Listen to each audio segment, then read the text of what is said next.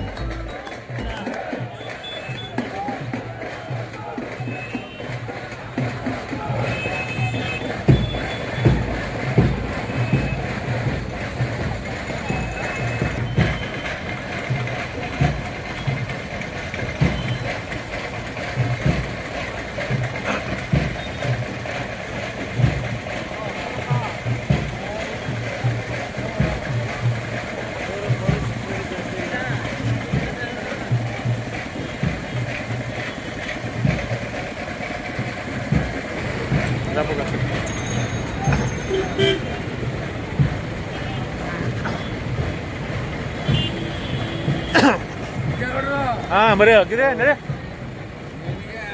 ನಡಿ ನಡಿ ಸರಿ ಸರಿ ಹೋಗು, ನಾವು ಇದು ಮಾಡ್ತದೆ ನಾಳೆ ಹಾಕ್ಬಿಟ್ಟೆ ಎಣ್ಣೆ.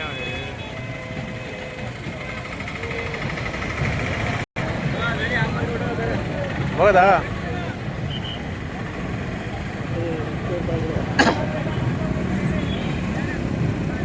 ಅಷ್ಟು ಅರ್ಜೆಂಟ್ ಕಣಪ್ಪ.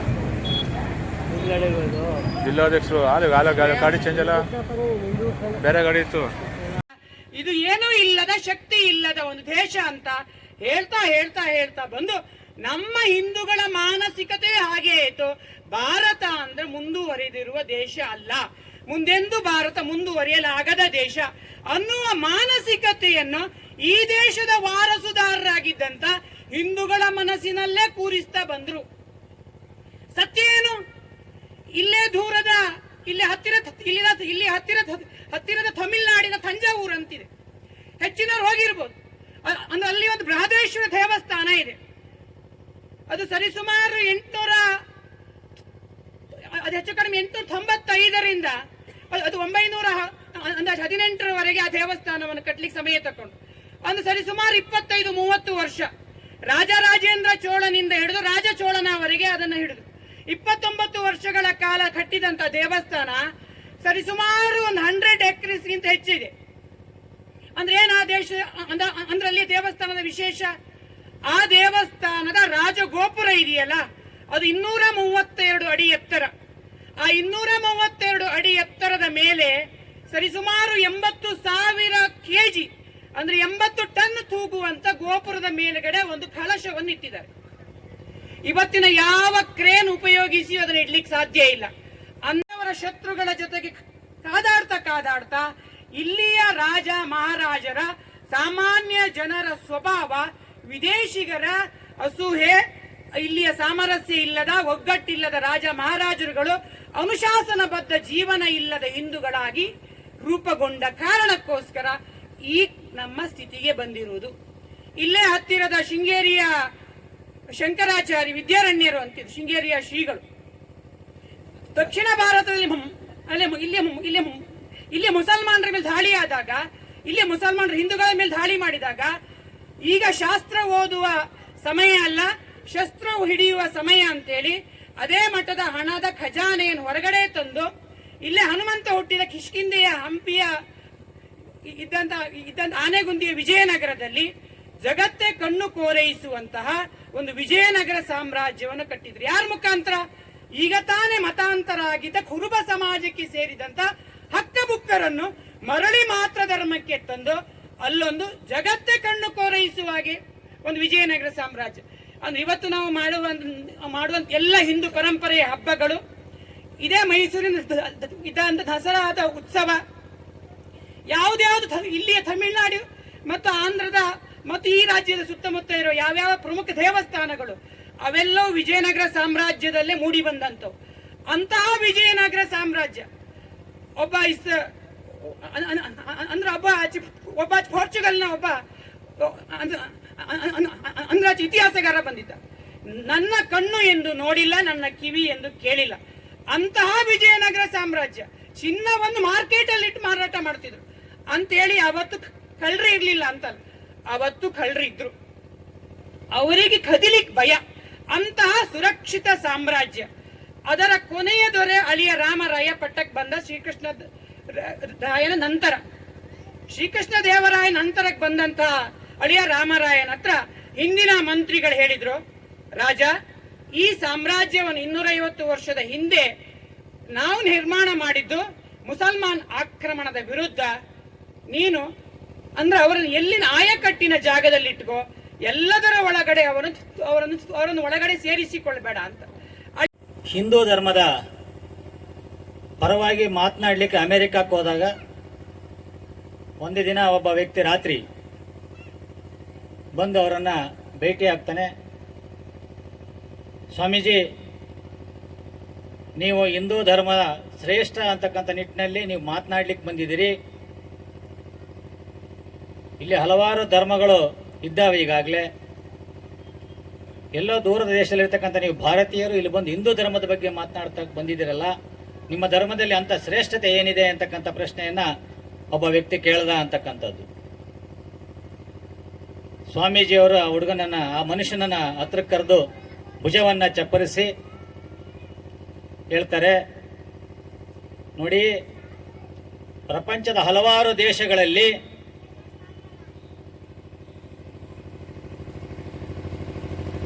ಹೆತ್ತ ತಾಯಿಯನ್ನ ಬಿಟ್ಟು ಬೇರೆಲ್ಲ ಹೆಣ್ಣುಗಳನ್ನ ಭೋಗದ ವಸ್ತು, ಅಲಂಕಾರಿಕ ವಸ್ತು ಅಂತೇಳಿ ತಿಳ್ಕೊಂಡಿದ್ದಾರೆ. ಆದರೆ ಪ್ರಪಂಚದಲ್ಲಿ ಏಕೈಕ ದೇಶ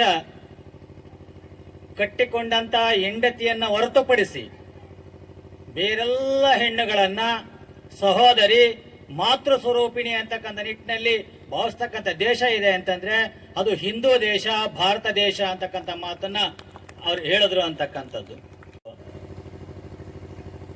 ಎತ್ತ ತಾಯಿಯನ್ನು ಬಿಟ್ಟು ಇನ್ನೆಲ್ಲವನ್ನ ಸೌಂದರ್ಯ ರೂಪದಲ್ಲಿ ನೋಡ್ತಕ್ಕಂಥ ದೇಶಗಳು ತುಂಬಾ ಇದಾವೆ ಈ ಜಗತ್ತಿನಲ್ಲಿ.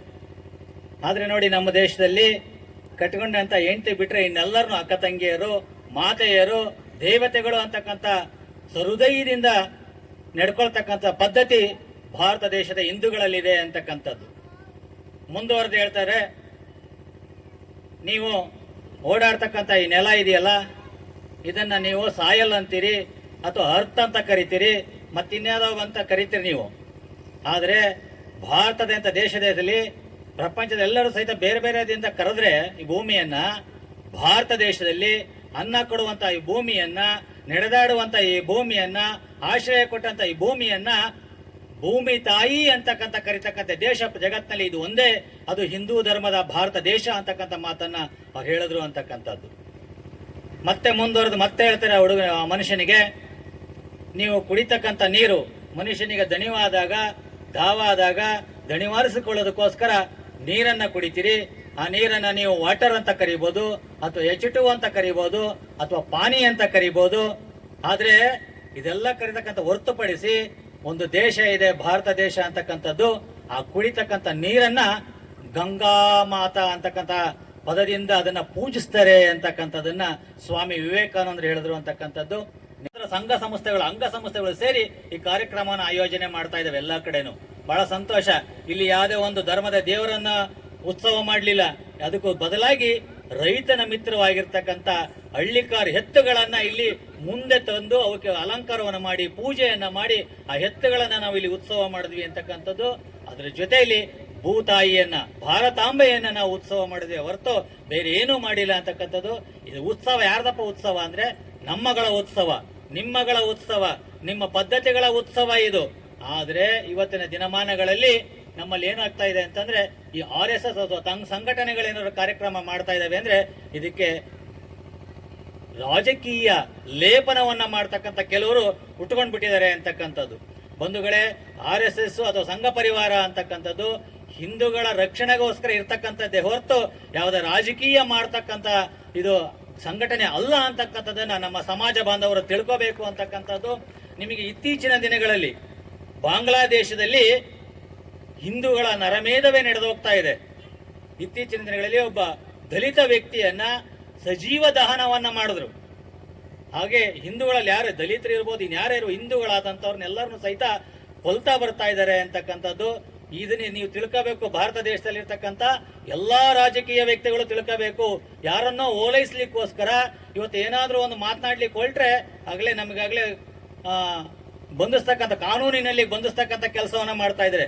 ದ್ವೇಷ ಭಾಷಣ ಅಂತಕ್ಕಂಥದ್ದು, ದ್ವೇಷ ಭಾಷಣ ಅಂತಕ್ಕಂಥ ಯಾರನ್ನ ಮೆಚ್ಚಕ್ಕೋಸ್ಕರ ಮಾಡ್ತಾ ಇದ್ದಾರೆ ಈ ಸರ್ಕಾರದವರು. ಅಲ್ಲಿ ಹಿಂದೂಗಳ ನರಮೇಧ ಆಗ್ತಾ ಇದೆ ಬಾಂಗ್ಲಾದೇಶದಲ್ಲಿ, ನಮ್ಮ ಕಣ್ಣೆದುರುಗಡೆ ನಡೀತಾ ಇದೆ. ಇದನ್ನು ಮುಂದೊಂದಿನ ಸಂಘಟನೆ ಆಗದೆ ಹೋದ್ರೆ ಯಾವ ಪಕ್ಷದವ್ರನ್ನು ನೋಡೋದಿಲ್ಲ ಅವರು. ಯಾರು ನಮ್ಮ ಧರ್ಮೀಯರಲ್ಲವೋ ಇನ್ನೆಲ್ಲರೂ ಸಹಿತ ಅವರು ಕಾಫೀರರೇ ಅವರ ದೃಷ್ಟಿಯಲ್ಲಿ. ಯಾವ ಪಕ್ಷದವ್ರನ್ನೂ ಅವರು ಬಿಡೋದಿಲ್ಲ, ಕಾಂಗ್ರೆಸ್ನವ್ರನ್ನೂ ಬಿಡೋದಿಲ್ಲ, ಮತ್ತೊಂದು ಪಕ್ಷದವ್ರನ್ನೂ ಬಿಡೋದಿಲ್ಲ, ಬಿಜೆಪಿಯವ್ರನ್ನೂ ಬಿಡೋದಿಲ್ಲ, ಯಾರನ್ನೂ ಬಿಡೋದಿಲ್ಲ. ನಮ್ಮ ಧರ್ಮ ಅಲ್ಲ ಅಂದಮೇಲೆ ನೀವೆಲ್ಲ ಕಾಫೀರರು ಅಂತ ತಿಳ್ಕೊತಾರೆ.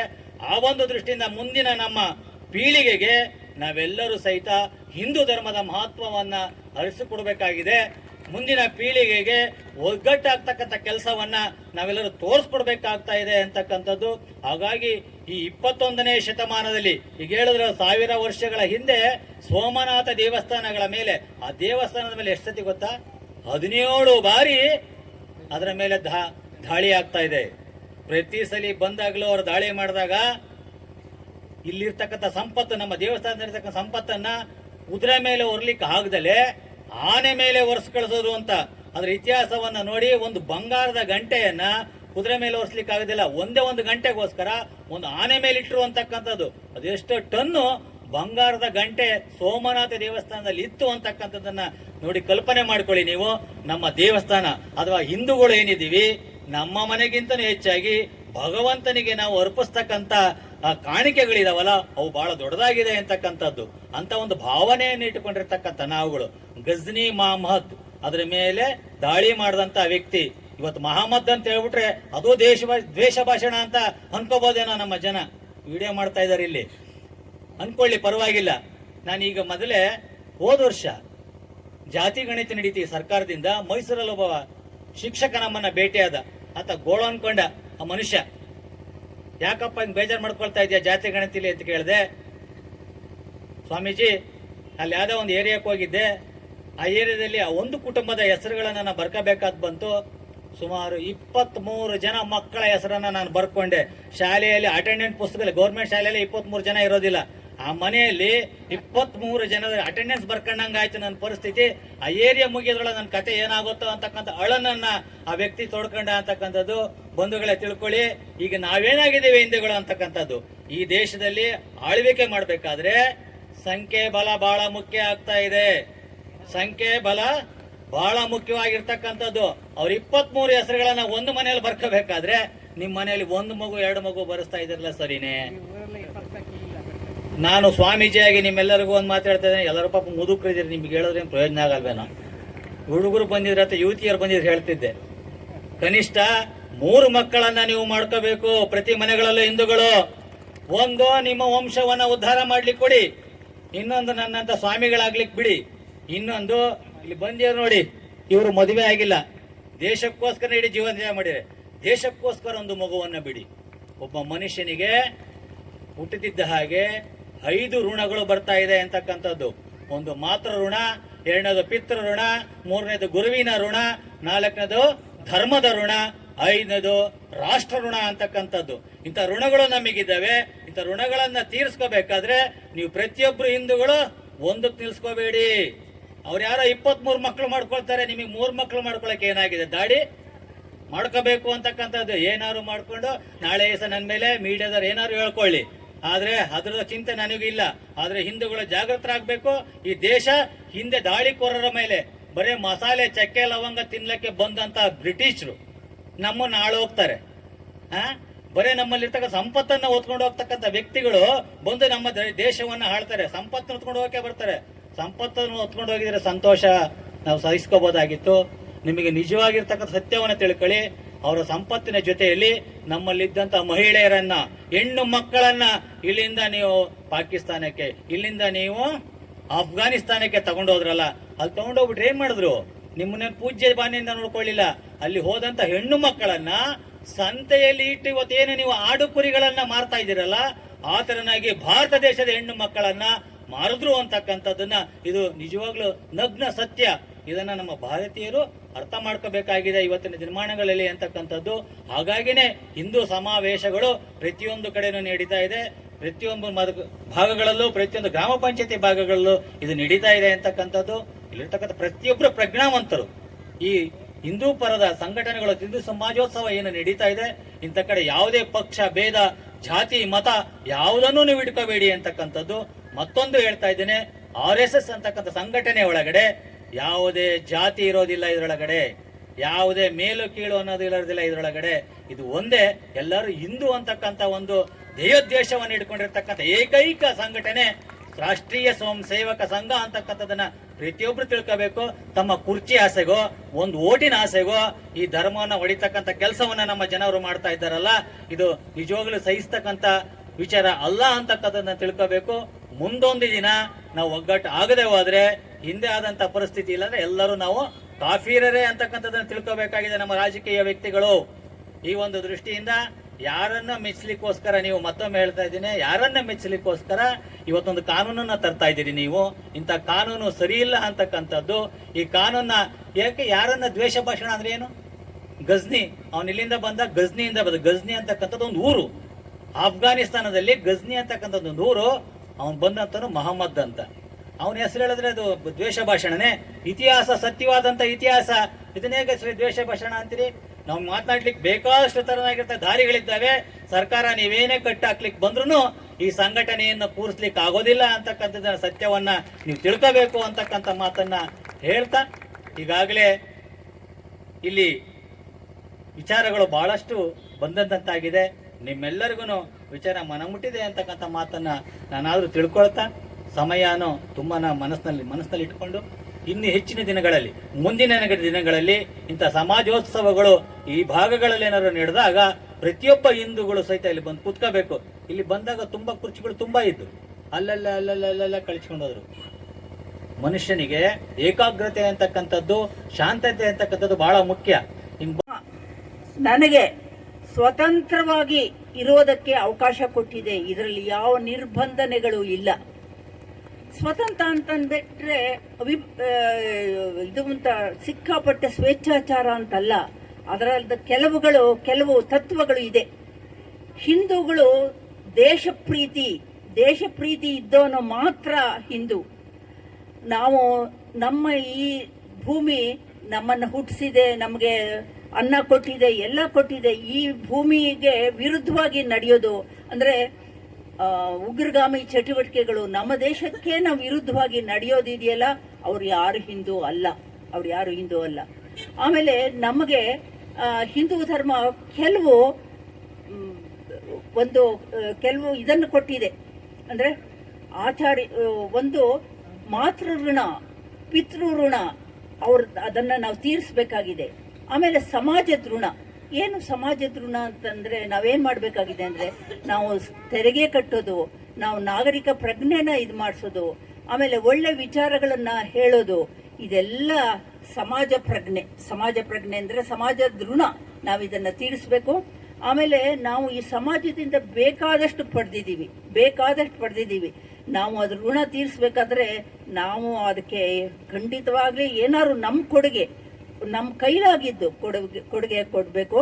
ಮತ್ತೆ ಆಚಾರ್ಯ ಋಣ. ನಮಗೆ ಪ್ರತಿಯೊಂದು ಕೂಡ ಎಲ್ಲರೂ ಗುರುಗಳು. ಈಗ ನಾನು ಒಬ್ರು ವೈದ್ಯೆ, ನನಗೆ ರೋಗಿಗಳು ಬರ್ತಾರೆ, ಅವರು ಕೂಡ ನನಗೆ ಆಚಾರ್ಯರು. ಯಾಕೆಂದ್ರೆ ಒಬ್ಬೊಬ್ರು ಪೇಷಂಟ್ ಅಲ್ಲಿ ಒಂದೊಂದು ತರ ರೋಗ ವ್ಯಕ್ತ ಆಗುತ್ತೆ. ಅದಕ್ಕೆ ಟ್ರೀಟ್ಮೆಂಟ್ ನಾವು ಅದಕ್ಕೆ ತಕ್ಕ ಹಾಗೆ ಮಾಡಬೇಕಾಗತ್ತೆ. ಹಾಗಾಗಿ ಇಲ್ಲಿ ಪ್ರಪಂಚದಲ್ಲಿ ನಾವು ಇರುವವರೆಗೂ ನಾವು ಕಲಿತಾ ಇರಬೇಕು, ಎಲ್ಲರ ಹತ್ರನೂ ತಿಳ್ಕೊಳ್ತಾ ಇರಬೇಕು. ಇನ್ನು